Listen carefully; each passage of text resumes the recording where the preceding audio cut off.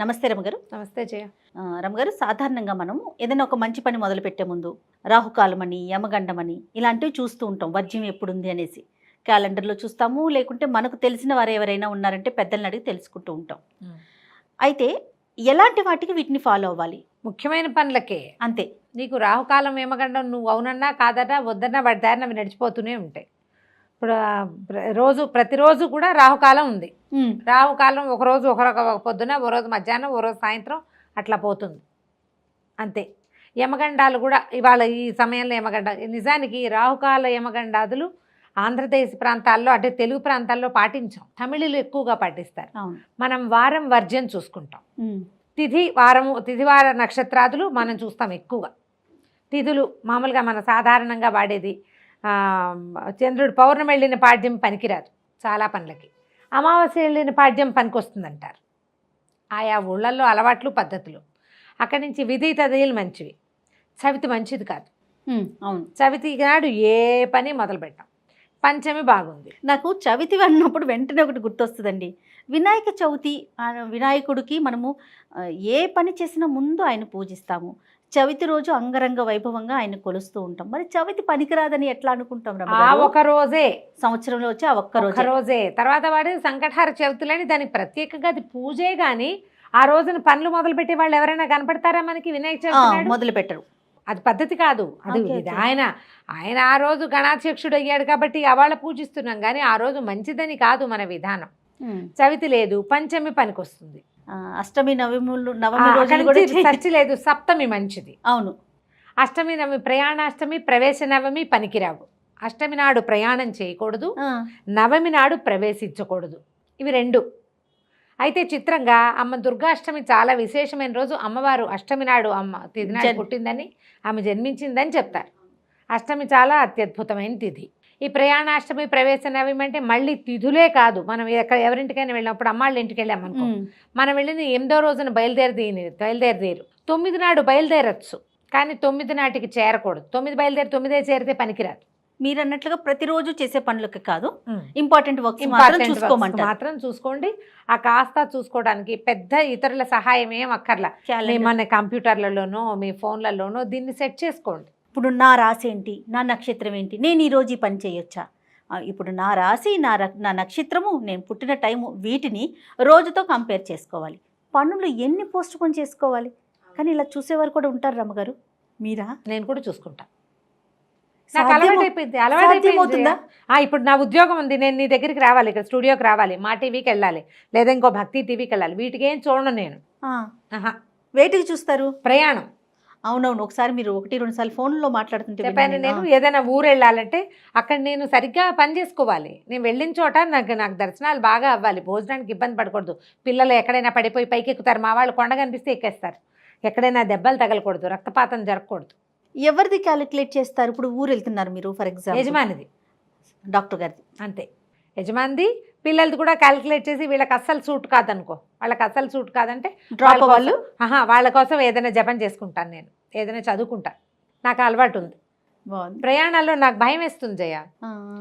ప్రయాణాల్లో ఏవో ఒక దెబ్బలు తగిలేవి చిన్నప్పుడు. నేను ఒకసారి ఇది ఒక వాదం విని ఇది బాగుంది అని నేను ఇంకా మా ఇంట్లో వాళ్ళకు కూడా సరిగ్గా తెలియదు, నువ్వు తెలుసుకుని ఇప్పుడు అందరికీ తెలియజేసేసావు. టైం ధైర్యంగా ఉంటుందండి అలా అడిగి వెళ్తే? ధైర్యంగా ఉంటుంది, పిచ్చెక్కిపోకూడదు. నాకే తెలుసు కాబట్టి నేనేం అంత కంగారు పట్టలేదు.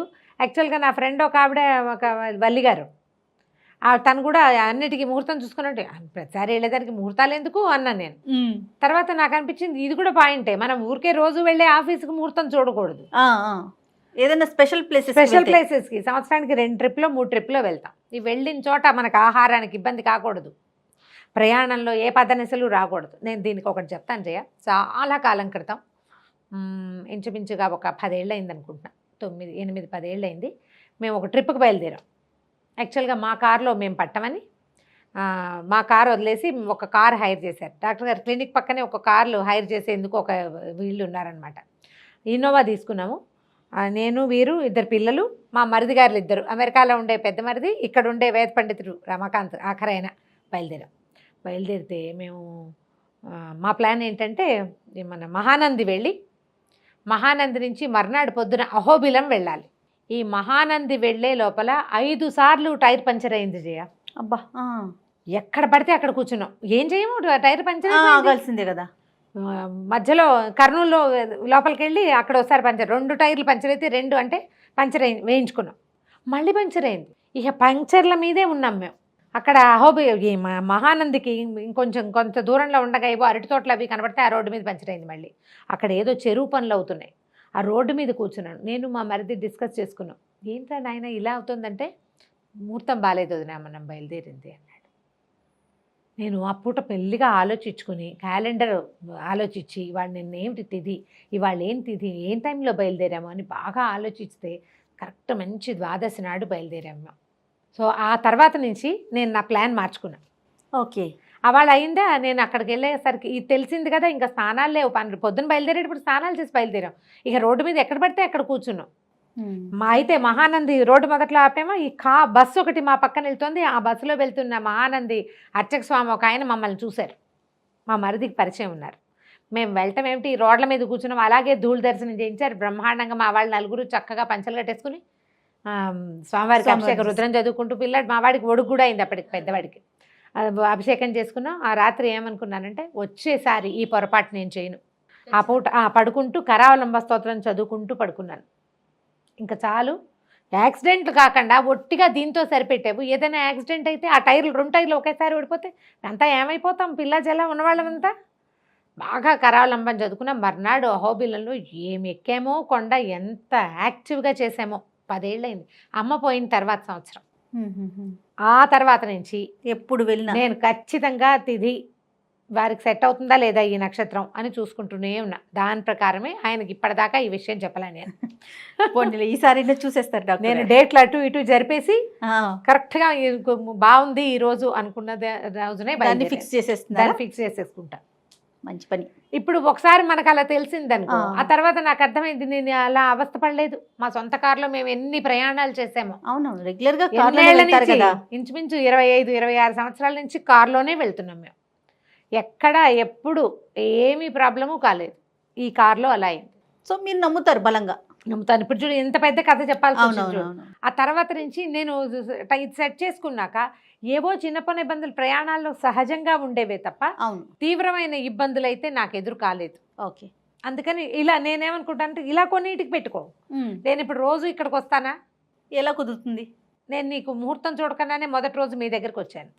ఆ తర్వాత నుంచి వస్తూనే ఉన్నా. మా టీవీకి అలాగే వెళ్ళాను, ఎక్కడికైనా వెళ్ళినా కూడా అంతే. దీనికి ఏంటి, ఇది దైనందిన జీవితాలు రోజువారీ పూజ చేసుకుంటాము. రోజు శుభ్రంగా అన్నం తినేసే బయటకు వస్తాను, బయటకు వస్తూ అన్నం భోజనం తెచ్చుకుంటాను. ఈ జాగ్రత్తలు ఎలాగూ ఉన్నాయి. ఇలా ఎక్కడికైనా వెళ్ళి అంటే మన అదుపు లేని వ్యవహారం ఏదైతే ఉంటుందో దాని మీద కొంచెం జాగ్రత్త పడితే తిథివార వర్జ్యాలు మనం చూసుకోవచ్చు. రాహుకాలము చూసుకోవచ్చు, యమగండము చూసుకోవచ్చు, అమృత ఘడియలు ఎప్పుడున్నాయో చూసుకోవచ్చు. మనం పెళ్ళిళ్ళకి ముహూర్తాలు తప్పనిసరి మనకి. అవునండి. తర్వాత ఏమో ఈ ఉపనయనాదులకి, ఒడుగులకి, వాటికి ముహూర్తాలు తప్పదు. ఆ తర్వాత ఏమో ఒకవేళ పిల్లలు పెద్దవాళ్ళు అయితే టైం బాగుండకపోతే కొంచెం వాళ్ళ పేరుని ఏదైనా అభిషేకాలు చేయించుకుంటాము. రైట్ రామ్ గారు, నమస్తే. నమస్తే.